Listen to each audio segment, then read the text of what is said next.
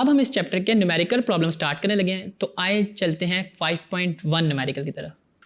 आपका first numerical है find the gravitational force of attraction between two spheres each of mass 1000 kg, the distance between the centre of the sphere is 0.5 metre.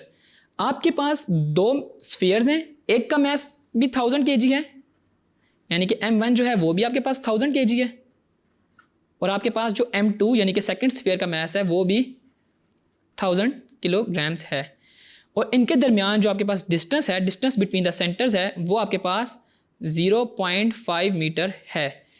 आपको निकालनी है इसमें gravitational force. Gravitational force का formula जो है वो आपको पता होना चाहिए कि जो है F is equal to G m1 m2 over d square.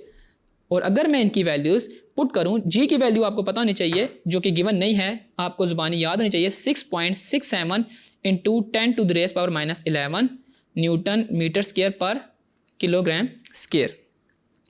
जब मैं इनकी वैल्यूज़ पुट करता हूं तो F is equal to 6.67 into 10 to the rays power -11, m1 में 1000, m2 में 1000 और d स्केयर की जगह मैं 0.5 का होल स्केयर लिखूँगा। और जब मैं इनकी वैल्यूज़ को कैलकुलेट करता हूँ by the help of calculator, तो मेरे पास F की वैल्यू आती है 2.67 इंटू 10 टू द रेज़ पावर -4 न्यूटन, जो कि फोर्स ऑफ ग्रेविटेशन है।